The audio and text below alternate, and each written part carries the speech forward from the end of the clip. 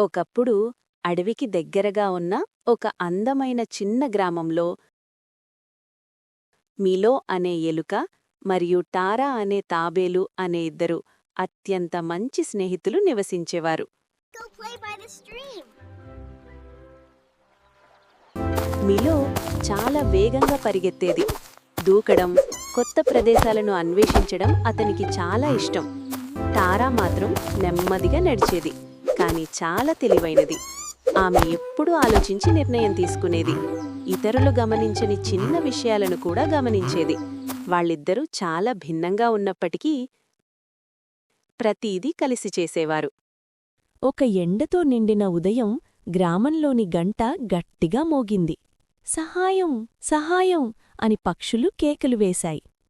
మా చిన్న పిట్ట నదికి దగ్గరగా ఉన్న పొడవాటి గడ్డిలో పడిపోయింది. మీలో వెంటనే అన్నాడు, నేను చాలా వేగంగా అక్కడికి పరిగెత్తుకుంటూ వెళ్తాను. టారా నవ్వుతూ, నేను కూడా వస్తాను. కొన్నిసార్లు వేగమైన కాళ్లకు ప్రశాంతమైన ఆలోచన అవసరం అని చెప్పింది. మీలో ముందుగా పరిగెత్తాడు, కాని పొడవాటి గడ్డి చాలా దట్టంగా ఉండడంతో దారి తప్పిపోయాడు. అలసిపోయి చుట్టూ తిరిగాడు.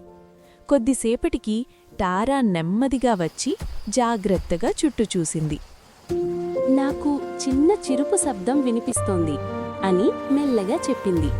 మీలో చెవులు కాస్తూ అన్నాడు, నిజమే, అది అక్కడే ఉంది. మీలో తన వేగంతో చిన్న పిట్ట దగ్గరికి చేరాడు.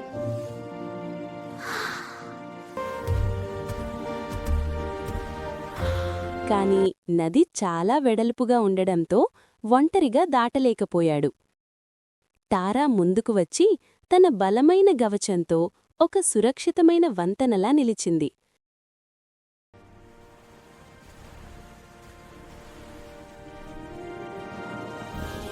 ఇద్దరూ కలిసి ఆ చిన్న పిట్టను కాపాడి ఇంటికి చేర్చారు. పక్షులు ఆనందంగా అరుస్తూ, ధన్యవాదాలు మిలో, ధన్యవాదాలు టారా అని చెప్పాయి. తిరిగి వెళ్తూ మిలో అన్నాడు, నీ సహాయం లేకుండా నేనిది చెయ్యలేకపోయేవాణ్ణి. తారా చిరునవ్వుతో, నీ సహాయం లేకుండా నేను చెయ్యలేకపోయేదాన్ని అని చెప్పింది. ఆ రోజునుంచి గ్రామంలోని అందరికీ తెలిసింది, నిజమైన స్నేహమంటే ఒకేలా ఉండటం కాదు, ఒక్కొక్కరి బలంతో ఒకరికొకరు సహాయం చేయడం. అలా మిలో మరియు టారా ఎప్పటికీ మంచి స్నేహితులుగానే ఉన్నారు.